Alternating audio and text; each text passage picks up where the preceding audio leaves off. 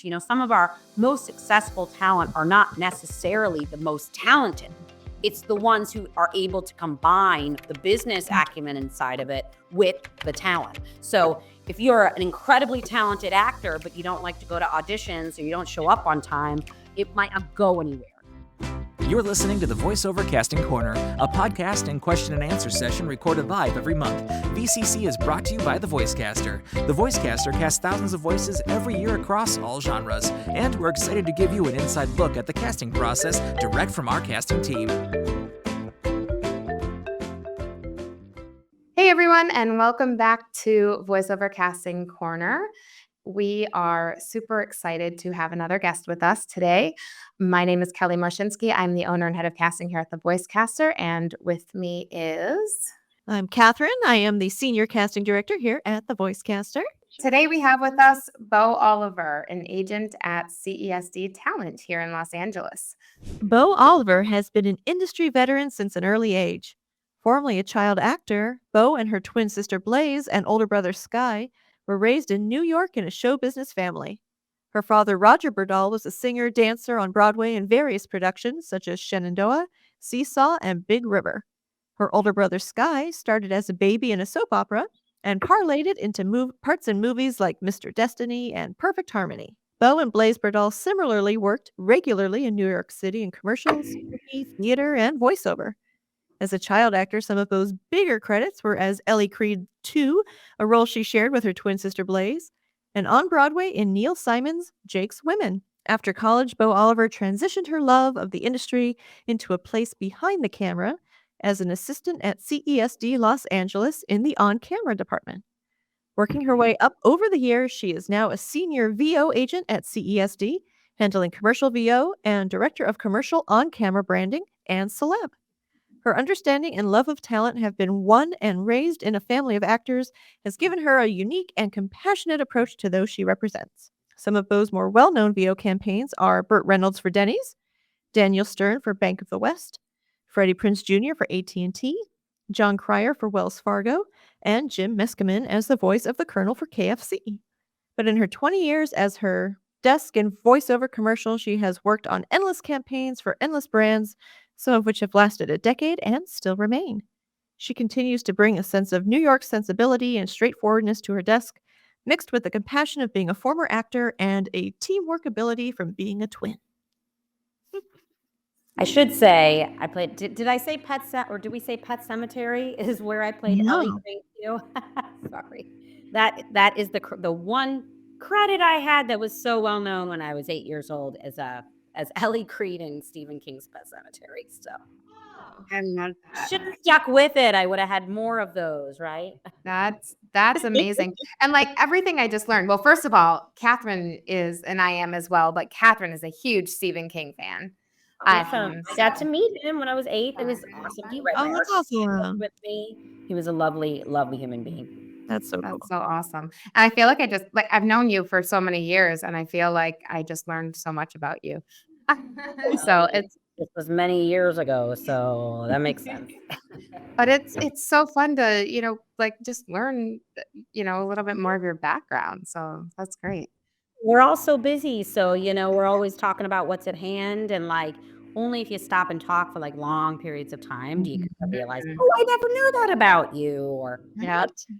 So yeah, and and everything moves so fast. It's like, hey, we're checking this today. Oh, hey, can we get this person? Can we do, and it's like, give me a second. Let me check on that. Okay, great. It's like just everything is so fast now. It's like every interaction is so quick. If I wasn't ADD before, I definitely am now because it's like coming at all angles, immediately driving, while walking, while eating, all of it. So, you just kind of learn to roll with the punches. But that if you're not a good multitasker, you don't have a future in this industry, at least not on our side of things, Yes.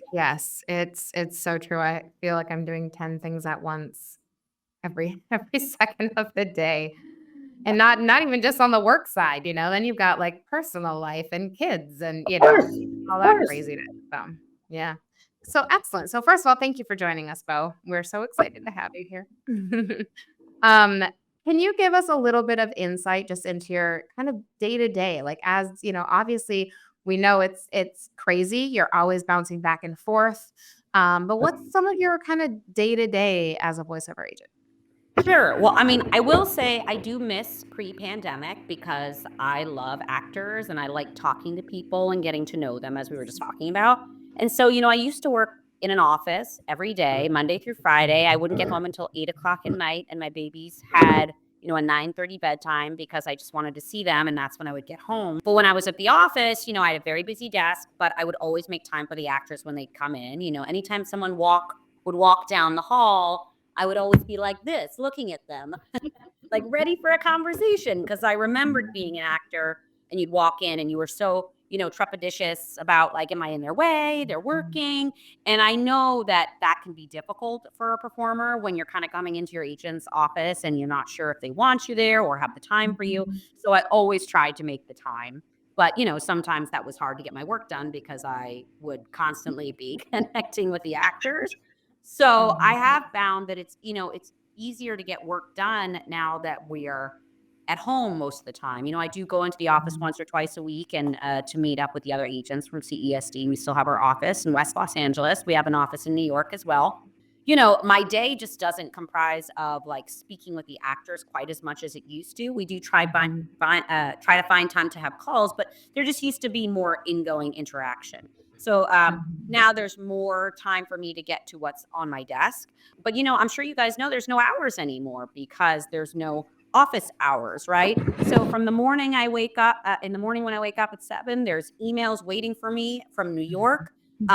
Always until late in the evening. There's no set hours anymore. And it's actually harder to go into the office because, there used to be a period of time while you were driving to the office where nothing would come in because everyone knew you weren't in office until 9:30. And now there's no sense of that anymore. So work starts at 7. There's already stuff when you wake up, and there's still stuff in your inbox when you're going to bed at 11. So it's just nonstop, if I could be honest. It's constant. It's all good. I've got a very busy desk. I work with 6 other agents who all have very busy desks in their areas. But, the day comprises of opportunities coming in. We work on those opportunities based on the specs. We put our appropriate actors on it to read. Sometimes we ask them to redo if they kind of had the wrong energy for it. But, most of the talent that we represent are pretty professional and know what they're doing and have been doing this a long time. So we have faith that what they put on tape is kind of like in the wheelhouse of what's considerable. And so typically we send, whatever we have along to casting same day or next day, depending on how much time there is to get it in. And then, auditions. So it's auditions, then avails come in, there's jobs. Some jobs take more work than others. Some have contracts that are very tedious. Some are not tedious at all, very standard. But it's just a very busy desk for all of our talent for the various opportunities, jobs, schedules. But it's a lot, but it's all good. And that's why I love my job, because I'm not selling paper like at Dunder Mifflin. I'm selling actors and wonderful people. And I can see the return in their thriving families and lifestyles. It brings me joy to bring them jobs. Like, I know that it's helping their livelihood. Again, not just selling paper. We're selling fabulous human beings who are very talented. Yeah. And that's one of the things that I've always liked about, working with you is that, first of all, you are very specific about who you're sending it to, and it's like, I feel like we're on the same wavelength as far as like when we send you a casting, it's like, you know who to put on it. You know who we're going to put forward. It's like we have that agreement. We have similar ears. And I'm just always appreciative of that because not You got everybody good does. taste, Kelly. That's what I'm saying. Thanks. And I know a lot of your talent personally, and it's like they love working with you. It's like it's a collaboration. Our whole industry is a collaboration. And it's like you have to work together. So it's like sometimes I say, like, actors will put an agent or a casting director like on this pedestal, and it's like, we can't do our jobs without you. We all need to work together, and I just love that you have that compassion. And like we said earlier, it comes from your background. You've been the actor as well as the agent, so it's amazing that Yeah. you come from that angle. For me, it's a little bit of it's a jungle, right? Because it's like, I want to do a good job for you so that you trust me and want to send me opportunities.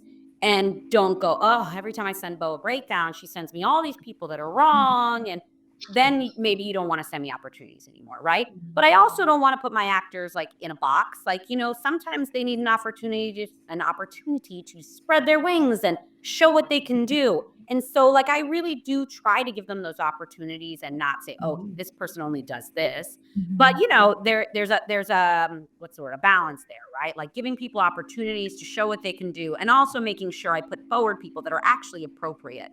So, I think that you're easygoing with that because that I'm mindful of it and trying my hardest not to abuse that.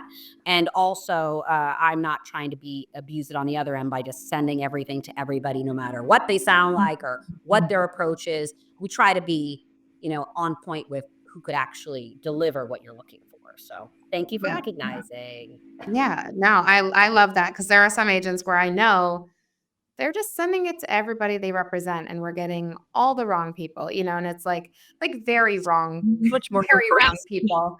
Versus like sometimes there is, I call them the wild card, the ones who it's like they not exactly who I would initially think of for it, but it's like they gave a really good read, so that's why I like that you send it to other people who are going to give a solid performance versus just the people who fit the spec perfectly. Yeah, and sometimes I find myself convincing myself to, like, I'll hear a read and I'll be like, "Ooh, that was odd."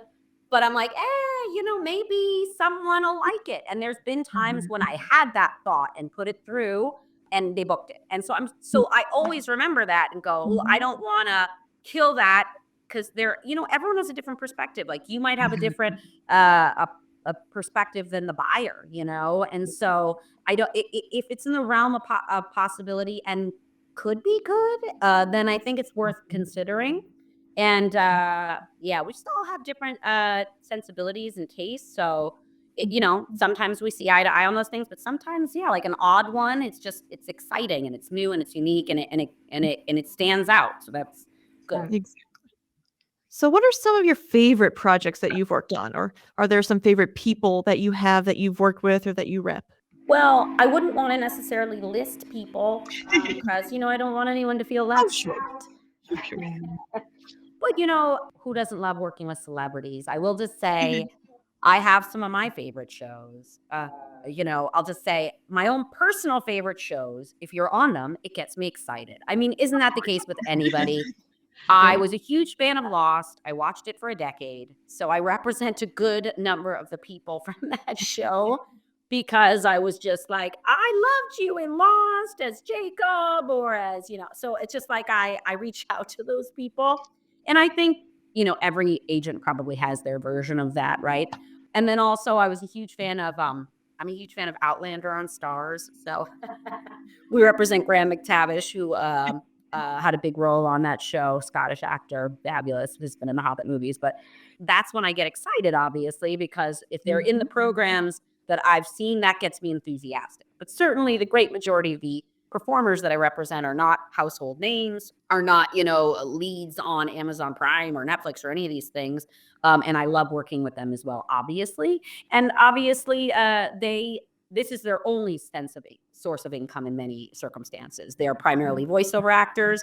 And so what I bring to them and our relationship is probably primary as opposed to some of these theatrical actors who have thriving, TV film careers. What I'm giving to them or what I'm bringing to the table for them is supplemental. You feel a sense of responsibility to them to help them thrive and grow and make a good income for their family and their livelihood. So I feel sometimes more indebted to those folks than theatrical actors who might, just be doing this for supplemental, who obviously really want to work and I want to book them on jobs and it's exciting when we do. But certainly the day-to-day opportunities and jobs are booked by our primarily voiceover people who sit in their booths day in and day out, take classes, are available in a second to do endless auditions and, jobs. Those are the people I'm, usually night and day working for, and everything else is just gravy and, whatever the sayings are, cream on top, all that stuff. So That's awesome. I love that. That's fantastic. So what do you look for in talent that you're taking on? Well, our opportunities require everything, like sometimes I need a middle-aged mom, and sometimes I need an elderly soulful voice, and sometimes I need someone young and bilingual. So we need all of those types of things. Certainly, I think that diversity is really key. We've had many actors on our roster that kind of do one thing and they do it really well, and they only work for one of the agents. Maybe they primarily do commercials. They primarily do, creature voices for animation. It's always great to have those people on the roster for sure. Like if people are successful in what they do, we want to have them, right? But Mhm. I think if you can cover more of the gamut, like if you work in multiple areas of voiceover, because you can do characters, but you can also do an announcer voice, but you can also do a game show guy, or you can do audible books because you've done them. I think that those people who are more diversified in their skill set and their characters and their range are more worth having, because they're going to have more at bats because they have more to bring to the table. But certainly, every 22 or 23-year-old who comes straight out of college is not expected to be a military sergeant or a witch or a game show announcer. That's just not typically something you can bring at such a young age. But and that's not to say that young talent straight out of college aren't worth having. A young, youthful perspective that's authentic is required on so many ads right now. So I think that, I mean, if we are looking for talent, certainly we are more open to young talent, because that's where we always need them new, right? Because we do have a young talent agent in our company named Melissa Berger-Brennan. She works with our young talent as they age up. But certainly we're always looking to get our new young talent for our grown up and adult roster. And so that's where we're usually looking, whereas we tend to be a little bit more covered with the older generations of voice actors, but certainly always open if they're, highly skilled, have worked before, or a unique vocal type that we're not covered in. But yeah, I would say we're always open to all things, but the more you can do, the better. If you're bilingual, great. If you're diverse, great. If you do characters, great. If you've been in a series before, that's wonderful. If you're good friends with my mother, that works sometimes too. I'm just joking. It's But people get into it all different ways, right? right, it all works. I've had many cousins and friends of cousins and uncles come out of the woodwork. We do not take them, but I'm always happy to have conversations and point people in the right direction, certainly. But yeah, I can't even remember what the question was, that I think was actually what we look for in the Yeah, talent. no, that was great. It's just what do you look for in representation? And kind of a follow-up to that then is, do you find that you want to make sure people can do commercials for sure?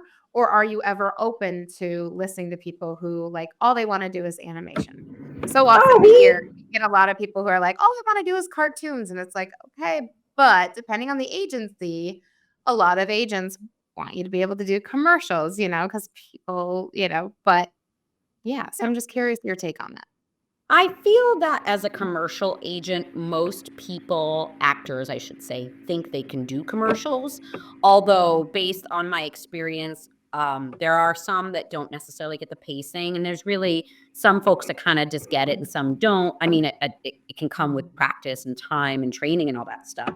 But I think everyone kind of thinks they can do it automatically, whereas not everyone feels that way in terms of voiceover. When it's like promos, like, that's a very special skill set, or animation characters, that's a very special skill set, or motion capture when you need to be very physical, that's a very special skill set. But I feel like most people think commercials is like an automatic that they can all do, and certainly they can all approach it. But are they likely to book the job? Not as much. But all of our talent grow, and I've seen people that have come into the agency because one of our animation agents liked them, so to speak. And I was like, "Ooh, these commercial reads are rough. They're a little green." And then 2 or 3 years go by, they just get used to reading copy, and then all of a sudden they're amazing. Like they hit on every point right. The breath is right. The pacing is right. The authenticity is there. So I mean, people get there. I mean, and so I think I guess you could call those people a little bit more developmental, but certainly we have people at CESD that are strong in one area or the other. it's always helpful if talent have an awareness of what their capabilities are and are living in reality. That's lovely. But we try to be understanding. Actors are actors, and want to flex and show what they can do, and we want to give that to them. So we don't want to shut that door. But definitely we have people that do one thing and they do it really good, and they know it, and they don't expect anything beyond what they do. So that's refreshing, but certainly not always the case when it comes to performers. So, what advice would you give to any actors just starting out? Any tips that you would give them?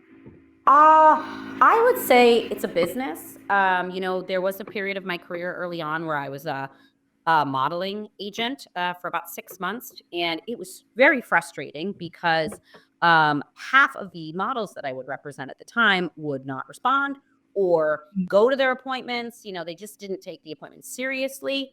And it's very hard to book a job when half of your appointments Right. don't go or show up or respond. So I think that at an agency like CESD, we get very good opportunities, and we don't love wasting them on people who don't take it seriously or care. There's a lot of actors in this town and in other towns because you can be repped. You could live in New York and be repped by us. Although I will say the great majority of our talent tend to live in LA just because of where we're based. But we have talent in all states. Certainly since the pandemic, some have moved away. Young actors, be responsive, be reliable. If you're not going to get to an audition, tell us.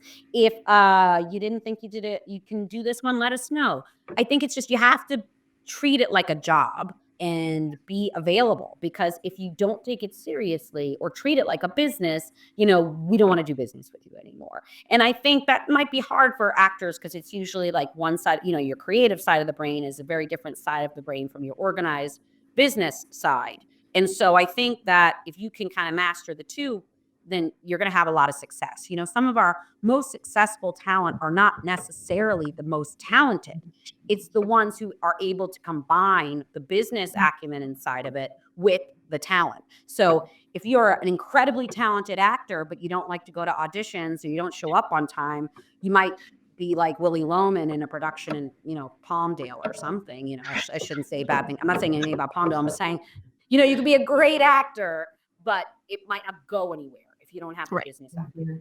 So I think it's important for young actors to realize this is a serious business and bring all the awesome actor skills to the table and voice quality. But remember that it's about being responsive, reliable, labeling things as you're requested, listening to the direction, not being difficult to work with. Everyone wants someone who's easy to work with. So I think that's what I would say. I would just say, be a lovely human being, be very talented, but also take your job very seriously. I love that. Love that. We agree with all of that. Exactly. Yes. And if you're really, really successful, you don't have to be a lovely person, but it would be helpful if you were. Yes, still nice to have. So we've kind of touched a little bit on like pre-pandemic being a little bit different than the industry is now. Things have obviously shifted. What are some trends that you have seen throughout your career? What are some things that have changed pre-pandemic to now? Things that you miss, things that you like better now, anything like that? I would definitely say before the pandemic, there was a smaller group of voice talent that worked. I hear all the time, or I used to hear all the time, that it felt like a club. Like some of our performers felt like once you're in, and then you're set for life, and you're not out until you decide to retire. And I think that wasn't necessarily fully accurate, but there was some truth to that. Like I think there was like 10 guys who just did everything, and there was a handful of women who did it all. They did the kids, they did the adults, they did the everything. And so that is what has changed. There's more work now than before because there's more platforms, there's more digital, there's more brands, there's more ad agencies, but it's being spread out to more talent. So it's more competitive as a performer than ever before because people want authenticity. So, if you're a brand, you don't want the 60-year-old guy who's trying to sound like a college kid. And it's clear because he's putting his voice up here. And I think in the 90s and the 80s, that was super common because it was the same 8 guys just doing all of it. And now they want the kid who's in college to sound like the kid in college. And they want, the mom to sound, she don't have to be a mom, but you should be in that age range, right? And I think that that's why it's being spread out more than ever. I don't personally have as specific requests on my opportunities as some of the other areas of voiceover. So like, for example, video games, if there's a Filipino college kid, right? They need the performer to actually be Filipino and of that age. And if they're not, the production company or the gaming company needs to prove that they at least put it out there for that, right? So for the sake of authenticity. I don't get such specific requests for advertising. They just want to make sure that all, shapes, sizes, genders, authentically are being considered.